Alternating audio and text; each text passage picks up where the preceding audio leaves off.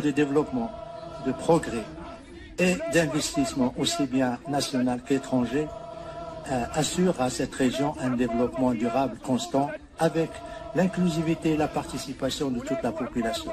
Ce qui n'est pas le cas pour le Venezuela, la dernière dictature de l'Amérique latine. Je voudrais aussi lui dire que, au moins au Sahara marocain, les hommes et les femmes et les enfants mangent à leur faim. Ils ne traversent pas les frontières pour aller acheter, faire des achats, et les enfants ne cherchent pas dans les poubelles pour manger.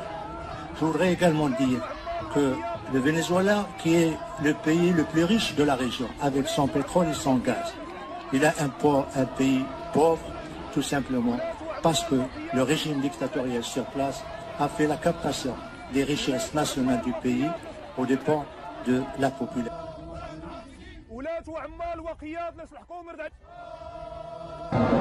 ولكن نصيحتي لملك المغرب أنه ورث عن أبيه ما لا خير له فيه، أن إذا جاء الناس يبايعونه ركعوا له. فأقول لملك المغرب: لو علمت أمر الله ساعة يركع لك قومك لترجلت عن صهوة خيلك ولسجدت بين يدي ربك. فاتق الله، إن الله وهو على العرش يرى قومك يركعون لك كما يركعون له، وإن الله لا يقبلها لمحمد عليه الصلاة والسلام ولا يقبلها لأحد أبدا، ولن يقبلها لك.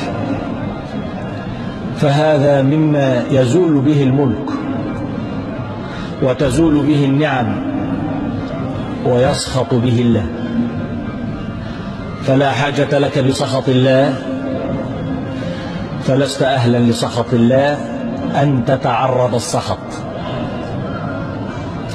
لا يملك أحد أن يتعرض سخط الله، لا ملك ولا ملوك جملة. فيا ملك المغرب انههم عن هذا، ولو ورثوه من قبل، إنك آمرهم وأميرهم وإنهم مطيعوك، فأمرهم بالحق والرشاد وانههم عن هذا، لا حاجة لك بها ولا حاجة لهم بها.